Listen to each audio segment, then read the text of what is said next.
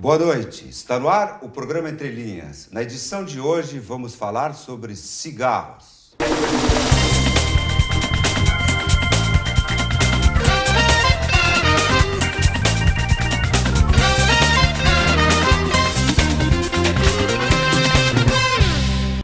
Converso hoje com um médico especialista em pulmão, Dr. Cláudio André Klein, e com a psicóloga Denise Junqueira, psicóloga da APECAM, aqui de Lajeado.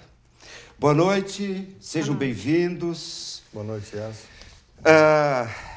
Eu vou fazer uma pequena introdução sobre o tema cigarros, para vocês terem uma ideia. A fonte do que eu vou dizer são dados colhidos no site da Souza Cruz e corresponde ao mês de julho de 2012. Portanto, seguramente hoje a produção é muito maior dos números que eu vou aqui ler para vocês e o público. A indústria de cigarros produz no mundo cerca de 5,5 trilhões de cigarros por ano. O maior mercado é a China, que corresponde a 40% do volume vendido. O Brasil é o maior mercado latino-americano de cigarros, e embora sua população represente 34% da região, seu consumo de cigarros corresponde a 42% do total vendido na América Latina. Não é pouca coisa. 5,5 trilhões de cigarros no ano de 2012, na metade do ano de 2012. Portanto, hoje, em 2014, seguramente a indústria de cigarros no mundo deve estar produzindo alguns trilhões, quiçá um trilhão a mais. E olha, Gerson, isso se imaginarmos que no início do século passado, né, se a gente voltar 100 anos atrás, praticamente não existia. O cigarro era artesanal, eram basicamente os cachimbos que existiam na época, né? E o grande boom do cigarro foi na Primeira Grande Guerra, que ele inclusive era entregue para os soldados como uma forma de passatempo, né? E aí, durante a Segunda Grande Guerra, inclusive, houve um segundo movimento de consumo do cigarro, onde também a mulher começou a agregar, porque no início era só o homem que fumava, basicamente, né? E aí, posteriormente, a mulher foi se agregando. Então, na verdade, o grande boom que apareceu foi depois dos anos 45, 50. Por isso que, inclusive, a legislação e o conhecimento sobre os malefícios do cigarro começaram a serem percebidos nos anos 60 e 70. Por isso também esse conhecimento e essa tentativa de retorno, né, já que foi um hábito criado, um hábito para não chamar de um vício ou um mau hábito, desconhecendo-se os malefícios que ele causava. E, infelizmente, a gente hoje, com todo esse conhecimento, ainda não consegue fazer a regressão da forma que se esperava acontecer, né? Doutor Cláudio, a propósito, já que você fez uma bela introdução no aspecto histórico da indústria do cigarro e não do tabaco em si, isso, que é uma planta que veio dos Andes, né? E talvez mais adiante vamos falar mais sobre isso.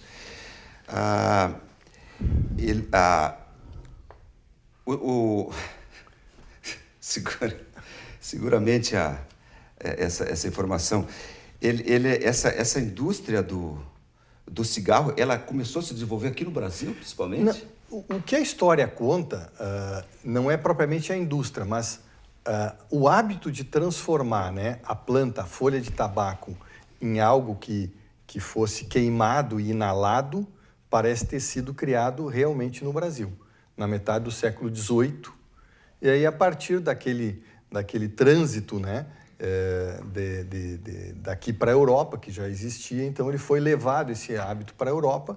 E, como eu disse, no início sempre de forma artesanal, como inclusive, se a gente for olhar nos indígenas hoje, o cigarro ele é consumido de forma artesanal, né? Com queimas de alguma forma, mas sempre de forma artesanal.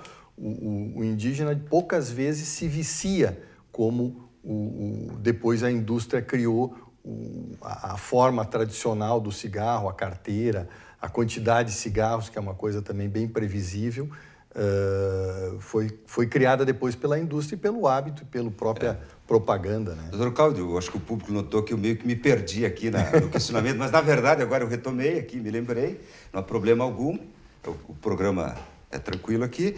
Na verdade, o que eu queria te dizer, se procede aquela informação de que no início, quando o tabaco foi levado para a Europa, ele foi levado como algo que fazia bem. Exatamente. Como quase uma espécie de remédio, era isso que eu queria questionar. É verdade, é verdade. É isso? Porque a nicotina, agora falando especificamente a gente trabalha, quando pensa nos efeitos do cigarro, a gente trabalha com três partes, vamos pensar assim. A nicotina, a fase gasosa e a fase particulada, né? A nicotina é a droga que a gente sabe especificamente que é a responsável pela dependência. Ela, inclusive, não é responsável pelos danos, pelo malefício do cigarro. Ela causa a dependência química, né?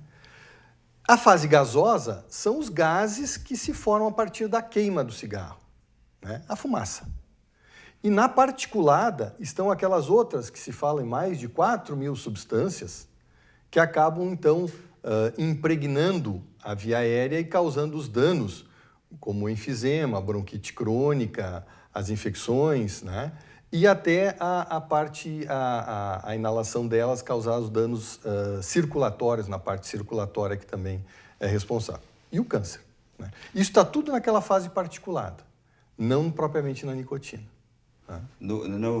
As demais substâncias que se encontram no componente cigarro. No componente Na cigarro. verdade, se considera que um cigarrinho ali é uma grande usina. Uma grande usina, né? Porque, inclusive, tem detalhamentos que se estuda, por exemplo, na queima, né? Na hora, por exemplo, que se queima o cigarro, aquele calor na ponta da brasa, na hora da inalação, chega a 800 graus. E essa temperatura gera substâncias específicas que não tem propriamente na folha do tabaco in natura e que se criam no momento da queima, né? E que acabam sendo danosos, né?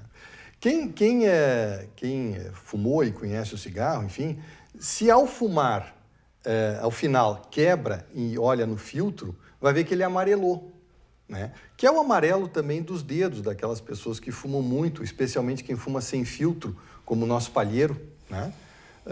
Aquele amarelo é o tal do alcatrão, que é um grupo de substâncias que está nessa fase particulada, que é o que causa o maior dano, o maior estrago, vamos dizer assim, sobre a via respiratória. O alcatrão é o maior causador dos danos na via respiratória, do câncer, da bronquite, do enfisema.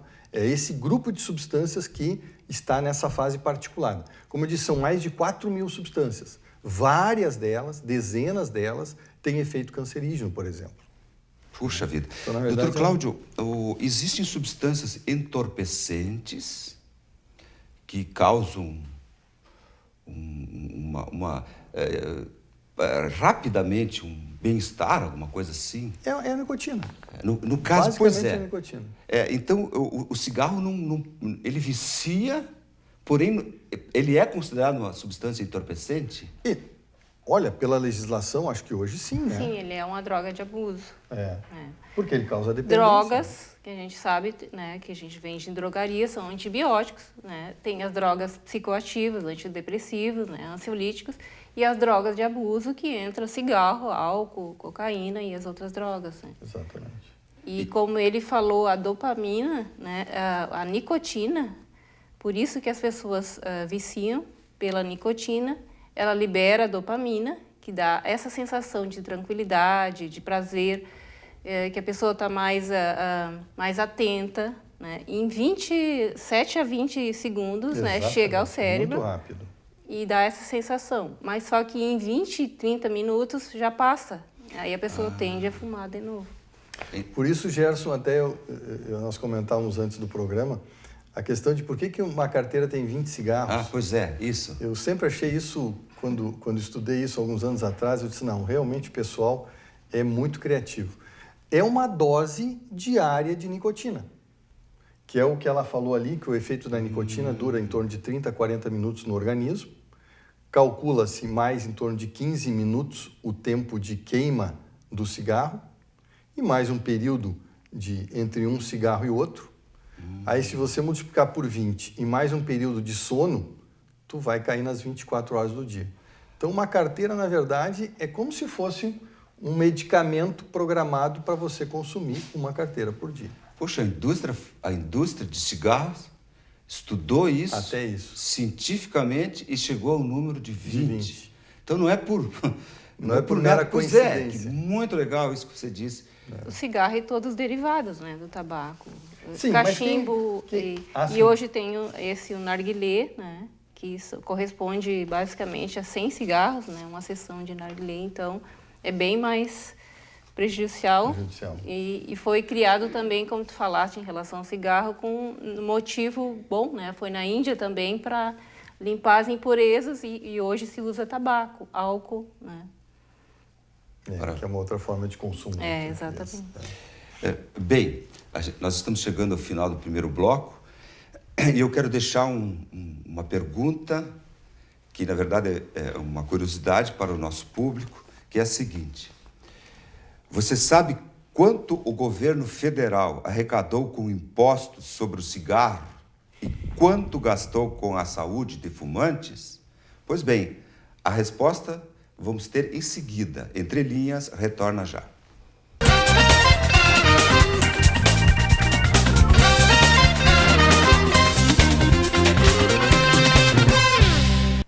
Estamos de volta com o programa Entre Linhas, hoje falando sobre o tema cigarros. Contamos neste bloco com a presença do Dr. Cláudio Klein, especialista em pulmão, médico especialista em pulmão, e com a psicóloga da APECAM de Lajeado, Denise Junqueira.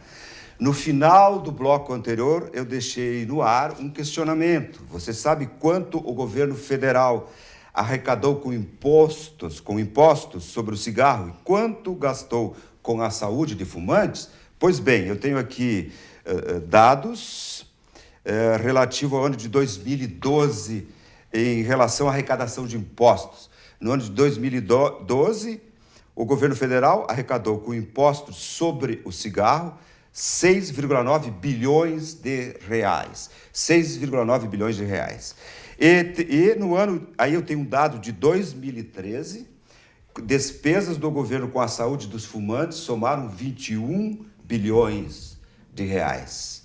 Para se ter uma ideia, o orçamento federal para a saúde no ano de 2013 foi de 99,4 bilhões de reais, ou seja, 20,8% do total arrecadado com gasto com a saúde no Brasil foi para atender às consequências do cigarro à saúde humana. E mais um detalhe para o nosso público, atualmente o IPI, o Imposto sobre Produtos Industrializados, sobre produto industrializado, sobre o cigarro, é de 39% sobre o preço mínimo do varejo de um maço, que é de R$ 3,50. R$ 3,50. Em 2015, a taxa cairá para 38%, portanto 1% a menos, mas calculado sobre o piso de R$ 4,50 por maço de cigarro. Porque o piso, para evitar que a indústria, então, crie aí um maço de cigarro com valor ínfimo para incidir menos impostos. Então, o governo criou um piso mínimo para taxar o cigarro. Obviamente que existem maços hoje de cigarros sendo vendidos por 6, 7, 8, 10 reais. Esse é o preço mínimo e esses são os valores. Portanto, o doutor Cláudio Sorvil, que o governo hoje arrecada um terço do que gasta com a saúde. Aí a razão de que tem que se combater, até por questões econômicas do país, esta situação. Bem, eu, quando criança, eu me lembro que o meu pai tinha em casa, doutor Cláudio e doutora Denise, uns rolos de fumos, aqueles famosos rolos de fumos. De corda. As cordas. E eu me lembro que o meu pai gostava muito quanto mais amarelinho, fumo amarelinho, era melhor, o tal para fazer o palheiro. Bem, existem pessoas que dizem que o palheiro causa menos mal à saúde do que os cigarros. Isso é mito ou realidade, doutor Cláudio, doutora Denise? Doutor Cláudio, por favor. É mito mesmo. Como eu falei antes, curiosamente, o filtro que o cigarro tem é muito eficaz. Na realidade, ele retém daquela fase particulada que eu comentava, ele retém quase 99% das partículas que são produzidas por essa queima que eu citei, ele retém ali no filtro, o que o palheiro não tem, né? Então, o palheiro, a pessoa fuma ele direto, né? Toda essa fase particular, como eu disse, é o que mais causa dano. Em segundo lugar, uma outra situação que também é favorável, vamos dizer assim, a um menor dano, é quando a queima se faz com maior presença de oxigênio. E o palheiro, como usa a palha do milho, em geral, como invólucro, né? Ele tem uma queima muito menor. Tanto que se percebe que a cor da fumaça no palheiro ela é muito mais densa, né? Porque ela contém menos oxigênio. Então, ele também, a fase particulada é muito mais grosseira, muito mais, tem mais componentes do que o oxigênio que contém no cigarro. Até eu lembro uma época que, a favor disso, a indústria fez cigarros com talvez ainda exista até, com seda para envolver e com pequenos orifícios em volta para favorecer a entrada do oxigênio e com isso ter uma queima com maior oxigênio e com menos dano possível a partir dali. Por isso tudo... e o palheiro, ele também... A tecnologia fez que o cigarro não se apagasse, né? Ele vai queimando mesmo que a pessoa não esteja fumando. Você acredita não, calcula-se que em média de 30% a 40% do cigarro não é fumado. Ele é queimado espontaneamente, né? Enquanto a pessoa fica com ele na mão. E o palheiro não, né? Ele ao não ser tragado, ele apaga, então ele tem que ser reacendido sempre. Então, juntando todas essas situações, tem um cálculo que cada palheiro equivale a 5 cigarros fumados. Tanto que, se a gente fizer uma média, e eu tenho esse levantamento no consultório, o consumo de palheiro por dia é em torno de 4 a 5 palheiros em média que a pessoa do interior, mais comumente que consome o palheiro, faz, que equivale a uma carteira. Então, é muito, muito interessante que até essa equivalência é parecida. Eu também me lembro que os fumantes de palheiro, no caso eu tenho essa experiência familiar, apagava, acendia, apagava, acendia, porque faziam cada tamanho. Além de que eu imagino que a palha utilizada do milho também deve ter seus componentes nocivos. Fora isso, porque tu não sabe de onde vem, né? Provavelmente ninguém fez um estudo. Doutor Cláudio, a propósito, você citou pacientes do interior. Então, é possível fazer uma distinção entre, digamos, o consumidor de cigarros fabricados, industrializados, e em relação aos fumantes de palheiro, sobre a consequência do número de doenças, cânceres, etc. Gerson, o Brasil é um país que falha muito por pesquisa, né? A gente quase sempre busca pesquisa de outros países. Essa questão do palheiro ela é muito própria da nossa região, da região sul. A Argentina também tem, o Chile também tem, mas é muito dessa nossa região sul aqui. Então, não se tem trabalhos específicos assim, de um volume grande demonstrando. Mas, na observação, eu não tenho dúvida que as doenças pulmonares, a bronquite, o enfisema e o câncer, naquele que fuma palheiro, é maior do que naquele que fuma cigarro.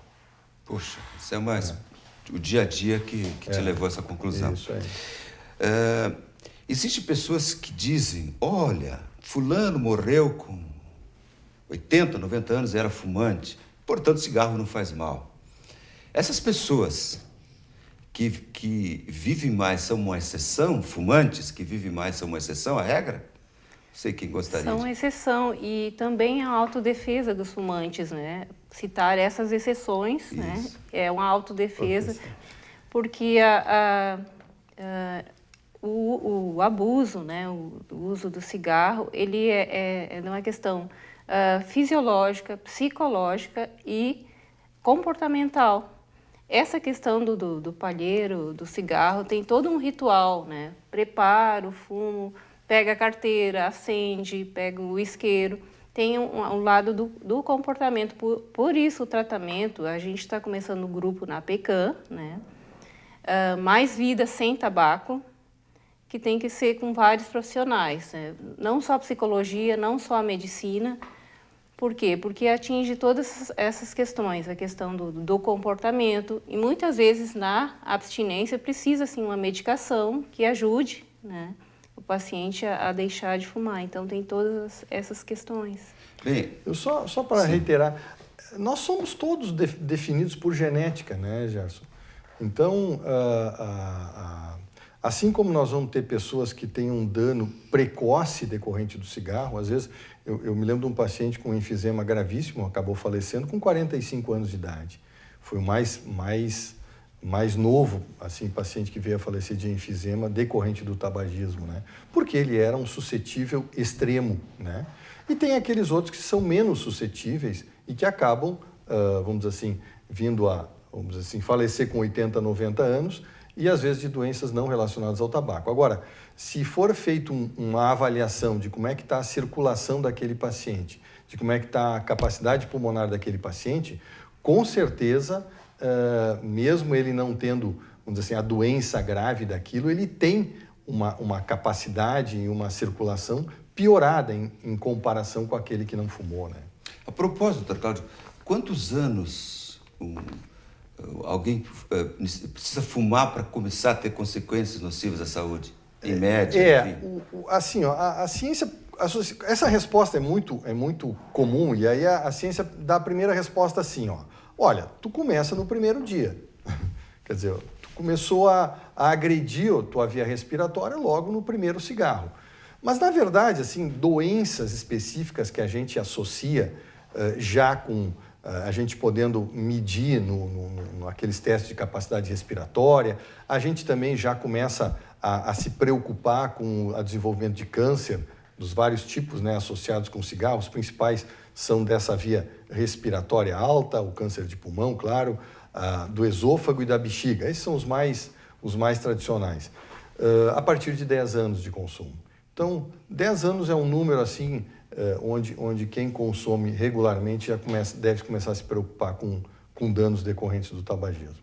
E a pessoa que está vendo o nosso programa e deseja parar de fumar, o fato de deixar de consumir nicotina deixa o corpo limpo? E em quanto tempo você deixa o corpo limpo, digamos? Não sei se é a expressão correta, mas eu sou um leigo no assunto, certo, e vocês são especialistas. Denise, quer dizer? Bom, a primeira questão, assim, é a motivação, é a conscientização da pessoa, motivação para parar de fumar, né? Muitas pessoas dizem que, falando de doenças ou de uma forma mais ostensiva, falando dos malefícios, vai ajudar a pessoa. Muitas vezes não. A gente tem que acolher a pessoa, falar dos benefícios de não usar o tabaco. Porque muitas vezes esta forma agressiva de dizer, olha, vai ter câncer, vai ter problemas, a pessoa fica mais angustiada, porque o nosso cérebro, ele é muito imediatista. Ele quer o prazer imediato. É do ser humano isso. Então, ele não pensa a longo prazo as dificuldades, doenças. Então, é sempre a busca do prazer. O ser humano sempre está em busca do prazer. E as drogas dão isso, né? O cigarro e as outras drogas. Então, tem toda essa questão. Mas só, eu não sei, sim, só para especificamente assim, a nicotina, ela em média, ela fica circulante no sangue entre 10 a 15 dias, ou seja, 2 semanas. Tá. Então, a partir de 2 semanas, a dependência química especificamente passa. Então, na verdade, em tese seria muito simples, quer dizer, a pessoa fica 2 semanas sem fumar, ela perderia a dependência química. Ocorre que aí entra muito isso que a Denise comentou. Tu te livra da nicotina, portanto, nesse prazo, tá, Gerson? Mas o envolvimento que aquele hábito criou na pessoa é que acaba fazendo com que ela tenha lembranças, gatilhos, que a gente cita muito, associados ao hábito de fumar. Então, a pessoa que fumou 20, 30 anos, ela associou aquele hábito sempre a coisas do dia a dia, a tomar o café, a almoçar, a tomar um chimarrão, a vir dirigindo para casa e assim por diante. Então, toda vez que ela repete aquele hábito, vem a lembrança do fumar. E aí vem a sensação, a lembrança do prazer que ele sentia com aquela droga. E a pessoa fuma... E aí vem a vontade de manter aquela E tem a questão... Doutora Denise, me permite, eu já fui avisado de que nós devemos nos encaminhar para o intervalo, mas antes vou deixar rapidamente um novo questionamento. Você sabe quantos anos morre um fumante antes de um não fumante? A resposta é em seguida. Entre Linhas retorna já.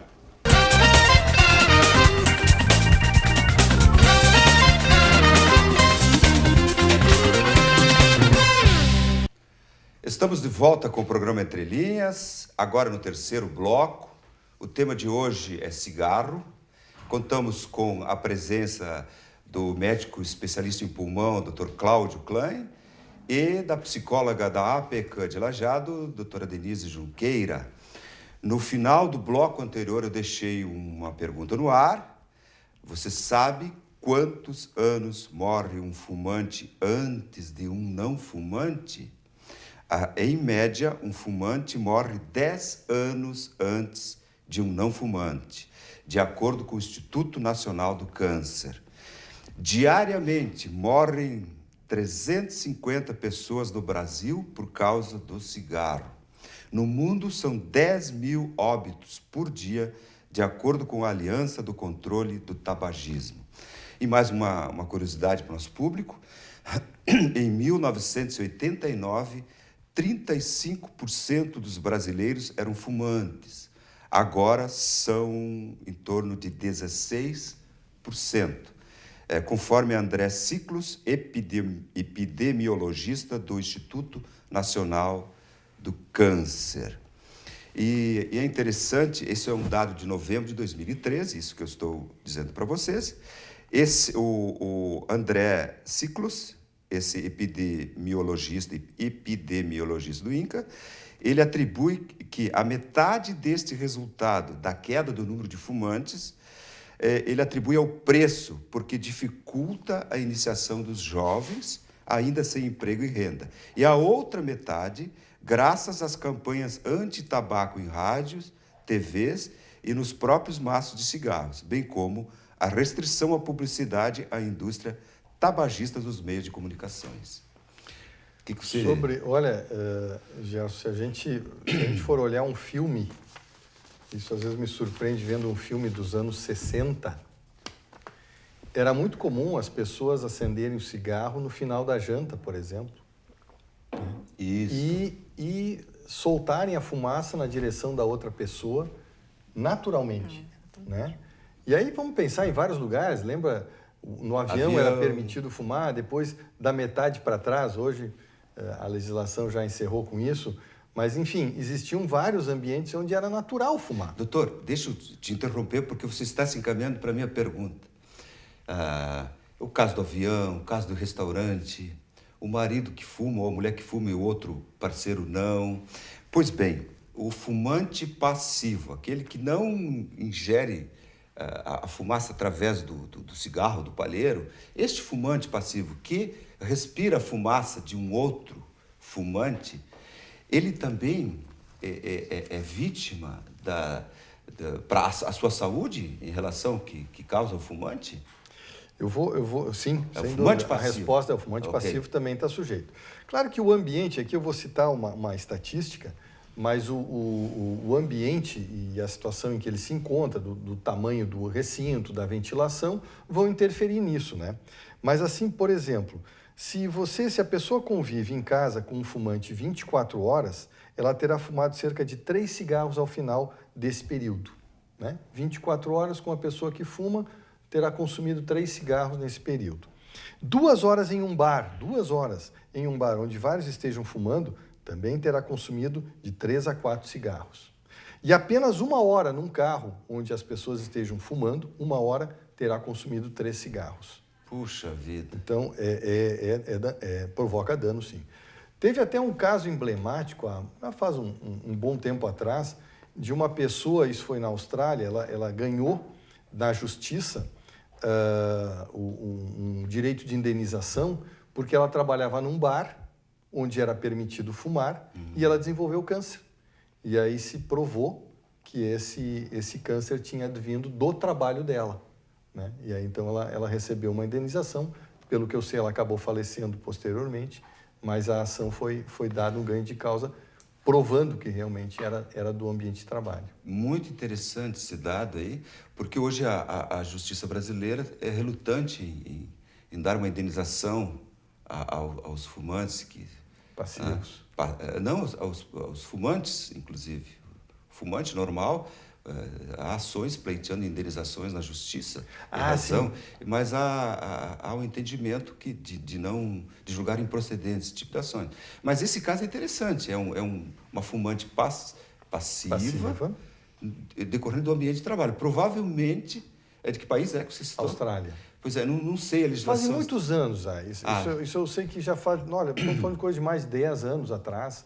Portanto, talvez hoje já seja proibido, como é no Brasil também, a questão do fumo nesses ambientes. Pois bem, a gente já viu que o cigarro causa enorme dano à saúde humana, para quem fuma, para quem não fuma e convive com fumantes. Aí a razão de, no Brasil, a legislação avançar para a proibição de fumar em público, enfim. Já vimos que o fumante passivo tem danos iguais ou praticamente, né, as mesmas consequências.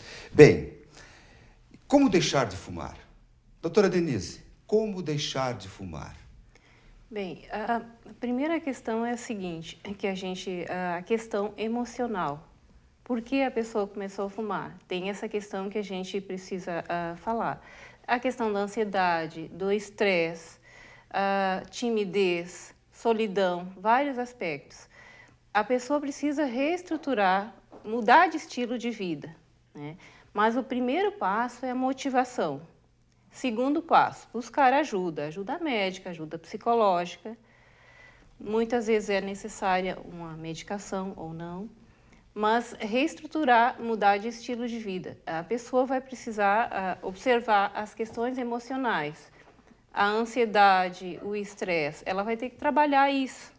Porque ela, com o uso do cigarro, a nicotina, ela, na verdade, está escondendo alguma coisa que ela precisa resolver, né? Questão emocional. Mas para parar de fumar é isso. A primeira coisa, a motivação, né? Quero parar, vou buscar ajuda, né? E depois se manter sem fumar. É importante, doutora Denise, quem deseja parar de fumar, participar de um grupo, isso ajuda mais a pessoa a deixar? Ajuda porque muitas vezes esta questão da conscientização, do conhecimento que estamos fazendo aqui, ajuda muito. A pessoa se conscientiza e vê as questões, o que realmente na vida dela ela precisa resolver, elaborar melhor. E a questão do enfrentamento com um grupo, ou mesmo com ajuda psicológica ou de um médico, ela tem mais forças para esse enfrentamento, né? Bom, eu preciso parar de fumar, eu quero ajuda, já é o primeiro passo. E depois se manter sem fumar também, que também é uma questão bem difícil, né? Pois bem, a gente sabe que existe uma entidade dos alcoólatras anônimos. Não existe dos fumantes anônimos. Mas a doutora Denise, no bloco anterior, se eu não me engano, citou que está existindo um grupo junto à APECAM, aqui em Lajeado. Nós estamos fazendo um grupo quinzenal, né, para as pessoas. O nome do grupo é Mais Vida Sem Tabaco, que desejam, é aberto à comunidade. Está eu fazendo o grupo assistente social, a Fabiola, e a gente vai convidar outros profissionais, médicos, para ajudar nesse processo, para as pessoas conseguirem parar e se manterem sem fumar. Mas tratando o ser como um todo, né? A questão, como eu disse, a fisiológica, né, psíquica e comportamental, que a pessoa ela tem um ritual, ela tem os mesmos hábitos, como ele falou, doutor, depois do jantar, né, vai fumar um cigarro, então tem todas essas questões que a pessoa precisa trabalhar. Doutora Denise, que dias você se reúne, aonde? Na APECAM, é quinzenal em sextas-feiras. Aberto ao público? Aberto ao público. Horário? De manhã, de tarde, vai noite? ser, o próximo agora vai ser em sexta-feira de manhã. Sexta-feira de manhã. Isso. A APECAM está situada onde? Na rua... É aqui no no São Cristóvão, no loteamento dos médicos. Emílio Abchek, 123. Emílio Abchek. Para os lajadenses ter uma noção mais exata, muitos chamam de loteamento dos médicos. Isso. Ok? Próximo da Univates, do trevo de acesso à Univates, uma quadra ou duas antes, quem está indo centro-bairro à esquerda. Então é interessante quem tem esse interesse de participar do grupo, é aberto e vai se reunir às sextas-feiras de manhã. Isso. Ok, doutora Denise? Nós estamos chegando ao final do nosso terceiro bloco. No próximo bloco vai participar uma paciente com câncer, se dispôs a vir aqui participar, muito interessante. Eu quero agradecer a sua presença. Obrigada. Muito obrigado. O doutor Cláudio continua conosco. E antes de irmos para o intervalo, eu vou deixar mais um questionamento no ar. Você sabe quanto % produz a menos o empregado fumante? Aguarde. Entre Linhas retorna em seguida.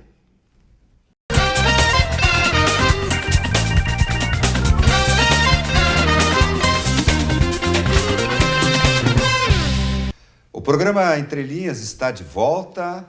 Nós encaminhamos agora para o quarto e último bloco do programa de hoje. O tema é cigarros. Contamos com a presença do médico especialista em pulmão, Dr. Cláudio Klein, e agora, no quarto bloco, também com a presença de Clary Enges, paciente portadora de câncer, paciente sendo hoje acolhida também pela APCAM. No final do bloco anterior, eu deixei no ar a seguinte pergunta. Você sabe quanto % produz a menos o empregado fumante? Pois bem, estudo da Universidade do Estado de Ohio, dos Estados Unidos, estima que fumantes produzem, em média, 15,6% menos que não fumantes.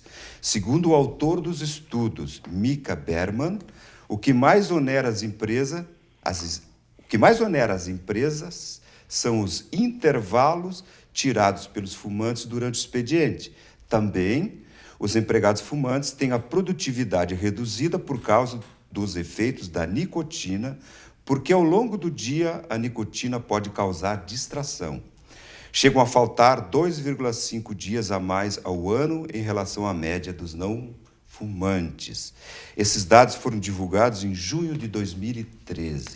Portanto, o empregado fumante, em média, ele produz a menos 15,6% do que o não fumante. Esse dado aqui, se as empresas ficarem sabendo, é mais um incentivo para estimular a campanha aí anti-tabagismo. Pois bem, nós contamos agora, no quarto e último bloco, também de Clary Enges, que é uma paciente portadora de câncer. Clary, seja bem-vinda, boa noite. Boa noite. Posso pedir que idade você tem? Pode. Que idade você tem? 56. Você fumou durante quantos anos? Eu comecei a fumar aos 17 anos. 17 no entanto, são 39 anos, né? Dos 17 até os 50. Não, faz 1 ano e meio que eu parei. 1 ano e meio. Então, acho que fazem 36, né? 37 anos que eu fumei. Quantos maços de cigarro você fumava, em média, por dia? 1 maço. 1 maço. Isso. Tranquilo. Sei. Não sei se você sabe, tem um estudo aí que eu li, na verdade, no site da Folha de São Paulo, que hoje, considerando o preço mínimo de um maço de cigarro, um fumante fuma um laptop, um computador, um notebook por ano. Em 50 anos, um carro Golf. Em 50 anos. Portanto, você praticamente fumou um carro. Isso aí. Eu aproveitei aqui para dizer Mas isso. É um ótimo estimulante, às vezes, para pensar em parar, viu? Pois é, um notebook por ano. Em 7 anos, o fumante em 7... Isso eu estou falando do cigarro mais barato. Eu estou falando dos mais caros. Em 7 anos, segundo também esse dado da Folha, em 7 anos o fumante, ele gasta, se ele não fumasse, digamos, economizaria, o suficiente para fazer uma viagem à Disney de 10 dias.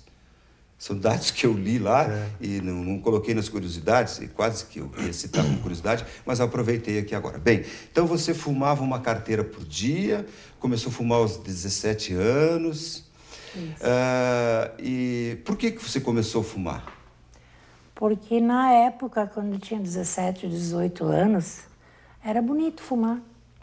Era bonito? As pessoas achavam, dava status a mulher que fumava.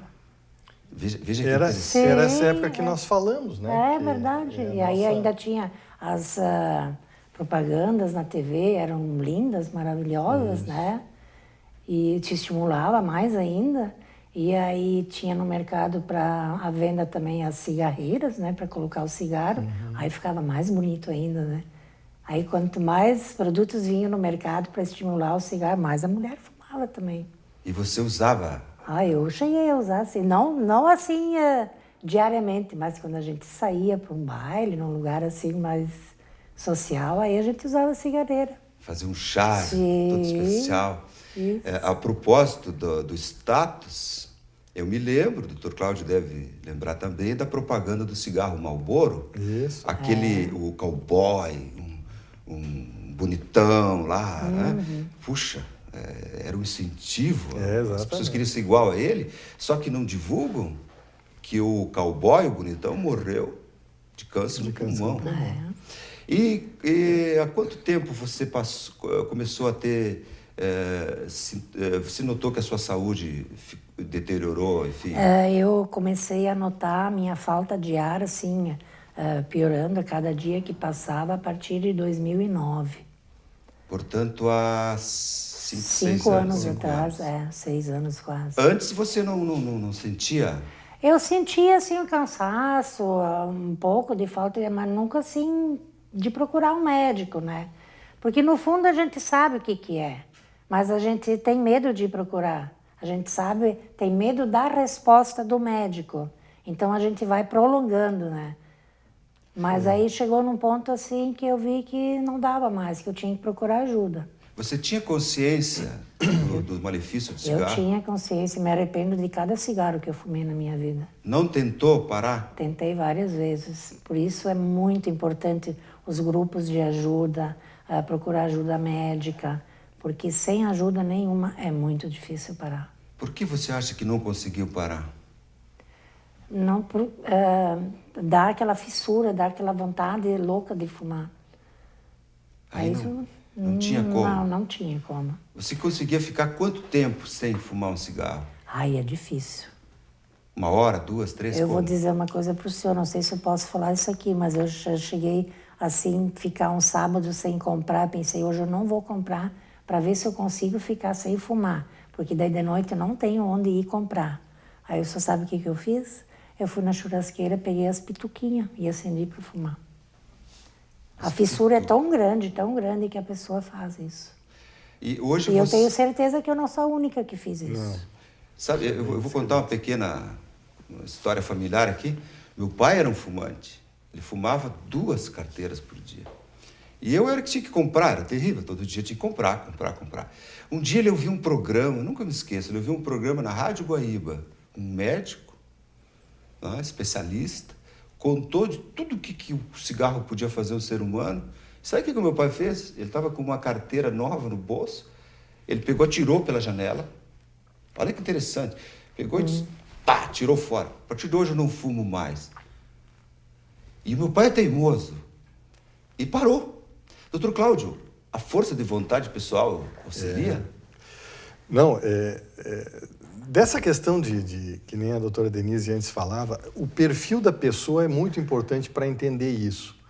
Mas tem pessoas que têm isso, tu explora o desafio para ela e pondera para ela que ela é um desafio que ela tem que conseguir vencer, quer dizer, coloca aquilo como uma disputa para ela vencer, e às vezes tem pessoas que usando esse tipo de motivação param, como teu pai. Certamente não foi o primeiro momento aquele. Ele já vinha talvez trabalhando, ou já tendo informações, e aí aquele momento foi o momento que ele disse, não, agora chega, eu sou mais forte que isso e eu vou assumir essa bronca. E ele, então, conseguiu.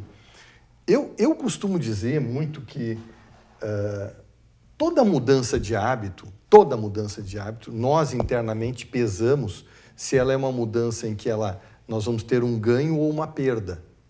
Quer dizer, eu vou praticar exercício. Por quê? Porque eu quero ter um ganho. né? Eu vou diminuir a ingesta de doces, porque eu quero ter um ganho na saúde, né? E toda vez que se faz isso e se consegue ter sucesso, tu te sente bem. Então, o abandono de um hábito, pode ser a bebida também, pode ser o álcool, pode ser a droga, ela tem que ser entendida como uma troca por algo positivo e não uma perda. Porque como o cigarro te dá prazer, quando tu vai parar de fumar, a tendência a pessoa tem é que vai estar perdendo alguma coisa que lhe dava satisfação. Então, ela internamente vai ter que conseguir compreender, de alguma maneira, que aquilo é um ganho e não uma perda. Doutor Cláudio, interessante, existe hoje cigarros eletrônicos, né? Simula até a fumaça. Exatamente. Ele ajuda? Ajuda. Ajuda. Mas por quê? Porque a pessoa ainda...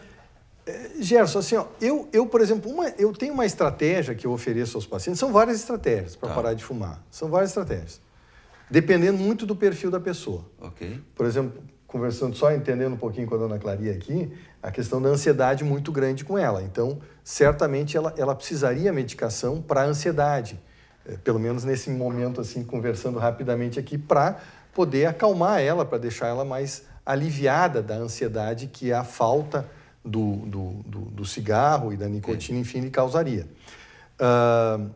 Mas eu acho que a pessoa, o que ela tem que vencer é aquela questão do hábito. Como eu disse, por que o cigarro vicia mais do que o álcool, por exemplo?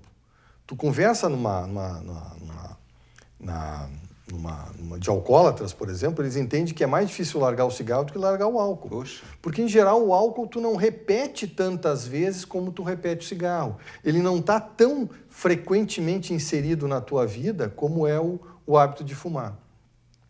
Então, uma estratégia que eu uso, que eu proponho, é parar uma parte do dia de fumar.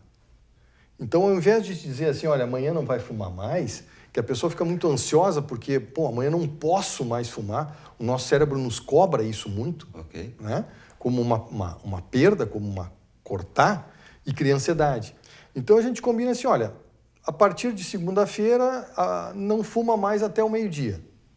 E é permitido fumar depois do meio-dia. Então, toda manhã, ele vai começar a criar novos hábitos, e aí a gente gosta de, olha, se insere caminhada, insere a ingesta maior de líquidos, né? Mudanças de hábitos pessoais que sejam negativos, para já inserir uma coisa positiva na vida da pessoa. E aí ela acaba criando, quer dizer, ela não vai mais tomar café com o cigarro, os hábitos que ela tinha de manhã envolvendo cigarro ela não tem mais, então ela rotiniza durante um determinado tempo, já sem a presença do cigarro. E ao mesmo tempo, de tarde ela fuma, o que permite a ela não ficar com aquela ansiedade muito grande. Bom, estabelecido um prazo, ela começa a estender esse prazo. E aí, no final, quando começar a fumar só à noite, em geral, ela consegue se livrar de uma forma mais fácil. Então, uma dica que eu deixo assim como uma estratégia para se conseguir vencer. Como passa rápido, né? Clary, nós estamos chegando ao final do programa, mas Clary, você tem que doenças hoje? Hoje eu tenho enfisema pulmonar grave e câncer no pulmão. E câncer no pulmão. Isso. E você está submetendo a que tratamento hoje? Radioterapia. E químio? Químio não. Por quê? Segundo o médico, eu não posso fazer químio, porque não posso fazer as duas coisas junto, né? Mas ele me disse que químio eu não posso fazer por causa do meu... que a outra químio que eu fiz me fez muito mal. Você chegou a fazer já uma Sim, para o intestino, né? Que eu fiz a cirurgia do intestino. Deixa eu entender uma coisa assim rapidamente aqui.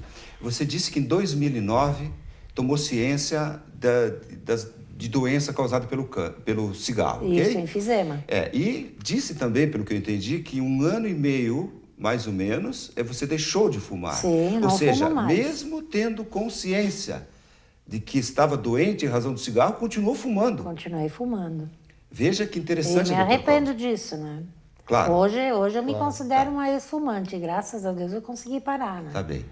E está em tratamento hoje, Estou. aqui em Lajeado, Sim. e sendo também acolhida pela APECAM, é Sim, isso? isso Participa das reuniões, dos encontros. Sim. Ok. Isso está te fazendo muito bem? Muito, muito, muito bem. E ela tem que ser, até para motivação dela, mas para auxiliar outras pessoas. Sim, é o trabalho que eu faço, né? Como voluntária da PECAM também, né? Bem, eu quero agradecer a presença de vocês, Clary, Dr. Cláudio. Eu não sei se o Dr. Cláudio quer dizer mais alguma coisa no final. Eu acho o programa é muito interessante, os outros programas da série também, elogiar ao programa desenvolvido pelo amigo Gerson Zanquetin, e uma satisfação participar do programa. Bem, repetindo então, agradecendo vocês, espero que com as informações que a gente trouxe hoje ao nosso público, as pessoas possam tomar uma decisão na vida. Isso eu estou me dirigindo àqueles que fumam, né? A possibilidade de deixar de fumar, como disse o Dr. Cláudio, obviamente que o corpo logo em seguida retoma uma vida normal, evidente, obviamente que tem lá algumas consequências do passado, mas você pode ter uma vida muito melhor para frente. Bem, o programa Entre Linhas de hoje fica por aqui. Até o próximo programa e lembrando, por fim, que você pode rever esse programa no youtube.com/TV Univates, programa Entre Linhas. Muito obrigado, até o próximo programa.